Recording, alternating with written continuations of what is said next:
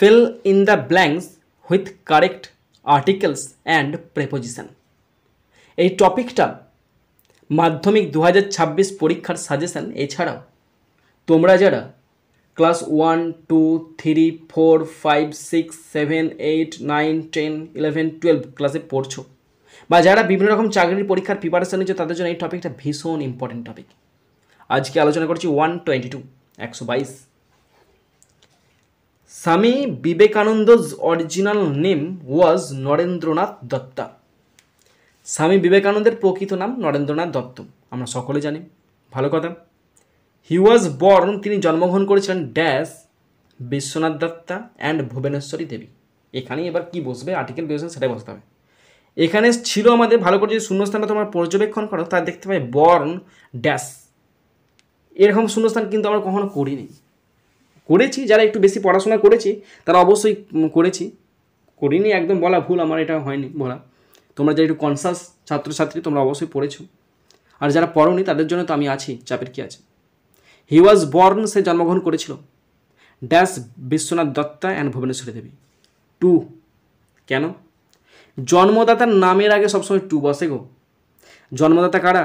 বিশ্বনাথ দত্ত, মাতা ভুবনেশ্বরী দেবী, তাই তাদের আগে টু বসে গেল। অন জানুয়ারি 12, 12 তারিখে জন্মগ্রহণ করেন। 12 তারিখে, জানুয়ারি মাসের 12 তারিখে জন্মগ্রহণ করেন, তারিখ অন বসছে। 1863 সালে গো, তার সালের আগে ইন বসে, তাই in 1863। Okay. 123 good manners. Good manners মানে কি? ভদ্র ব্যবহার। ডিপেন্ড, নির্ভর করে dash our family tradition and upbringing, আমাদের পরিবারের ঐতিহ্য এবং লালন পালনের ওপর। এর ডিপেন্ডের পর সবসময় অন বসে, ডিপেন্ডের পর সবসময় অন বসে। কিসের ওপর নির্ভর করে? ভালো ব্যবহার, পরিবার, ঐতিহ্য এবং লালন পালনের ওপর।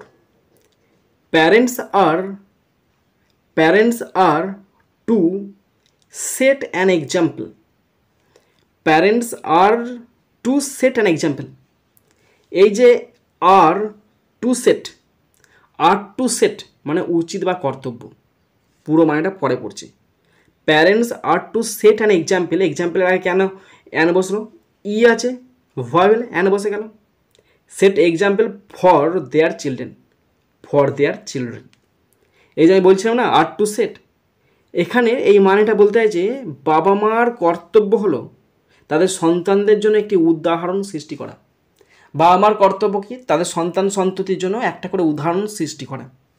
We must be humble and polite, আমাদের অবশ্যই হাম্বল, নম্র, ভদ্র হতে হবে। পোলাইট মানে ভদ্র হতে হবে। ড্যাশ আদার্স, টু আদার্স, কারোর প্রতি বিনয়ী মানে পোলাইট টু বসে।